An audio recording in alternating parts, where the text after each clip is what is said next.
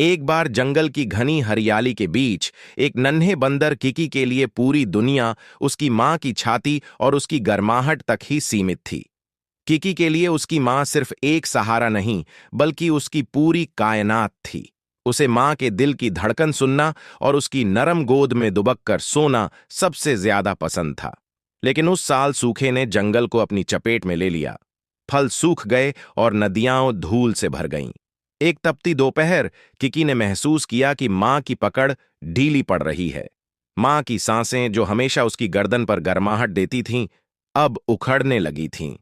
वह एक पुराने बरगद के पेड़ के नीचे बैठ गई। उसकी आंखों में धुंधलापन छा गया था। किकी ने धीरे से चीखते हुए मां का कान खींचा, उसे जगाने की कोशिश की।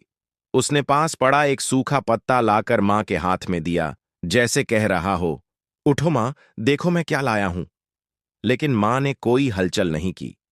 आखिरी बार अपनी पूरी ताकत बटोरकर उसने किकी को अपने सीने से सटाया और हमेशा के लिए अपनी आंखें मूंद लीं। किकी वहीं बैठा रहा। उसे नहीं पता था कि मौत क्या होती है। उसे बस उस सन्नाटे से डर लग रहा था जो मां की धड़कन रुकने से पैदा हुआ था। वह अपनी नन्ही उंगलियों से मां के ठंडे पड़ते बालों को सहलाता रहा। तभी झुंड की एक बुजुर्ग बंदरियां पेड़ से नीचे उतरी। वह थोड़ी सख्त मिजाज थी, लेकिन उस वक्त उसकी आंखों में ममता थी। उसने कोई शोर नहीं किया, बस चुपचाप किकी के पास आकर बैठ गई। जब किकी ने रोते हुए उसकी तरफ देखा, तो उस बुजुर्ग बंदरिया ने अपना हाथ आगे बढ़ा दिया। किकी ने एक आखिरी बार अपनी मां को देखा और फिर उस नए हाथ को थाम लिया।